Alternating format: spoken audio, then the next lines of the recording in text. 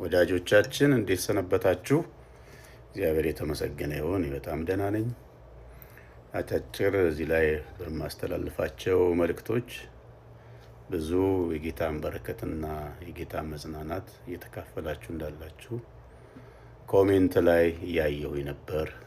በውስጥ መስመርም የጻፋችሁልኝ አላችሁ። ጌታን ስለዚህ አመሰግናለሁ። ለጸጋው ክብር ይሁን።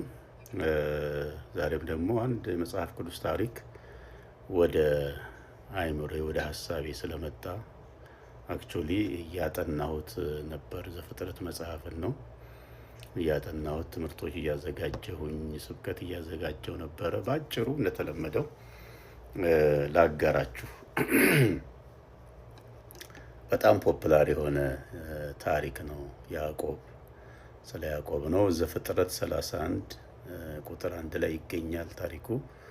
ዘፍጥረት 28 29 30 ምናምን ተያይዞ እሱን ክፍል እያጠናሁት ነው እና ብታነቡት በደንብ በጣም ኢንተረስትድ ነው።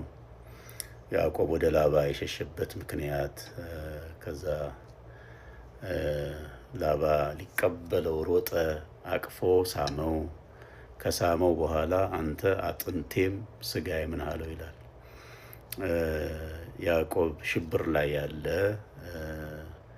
ፍርሃት ላይ ያለ፣ ስጋት ላይ ያለ፣ ካሁን ወንድሜ ተበቀለኝ በወንድሜ እጅ እንዳልጠፋ በሚል በዛ አይነት ልብ ምት ውስጥ ያለ ሰው ነው እና ልክ እናቱ እንዳለችው ወደ አጎቱ ወደ ላባ በመጣ ጊዜ ላባ የያዕቆብን ወደ እርሱ መምጣት በሰማ ጊዜ የሚል ቃል አለ። 29:13 ላይ ታገኙታላችሁ። ላባም የሄቱ ልጅ ያዕቆብ መምጣቱን እንደሰማ ሊቀበለው ፈጥኖ ሮጠ ይላል፣ ወጣ ይላል በአዲሱ ትርጉም። አቅፎም ከሳመው በኋላ አንተ አጥንቴም ስጋዬም ነህ። ተመልከቱ፣ ሽሽት ላይ ላለ የተሰጠ ተስፋ፣ ኩብለላ ላይ ላለ፣ ፍርሃት ላይ ላለ የተሰጠ ተስፋ ነው። አንደኛ ወደ እሱ ሲሮጥ ሊቀበለው ዋው ያሰኛል አይደል? አቅፎ ሲስመው ራሱ እሱ መልእክት አለው። ከዛ የባስ ብሎ አንተ አጥንቴም ስጋዬም ነህ አለው።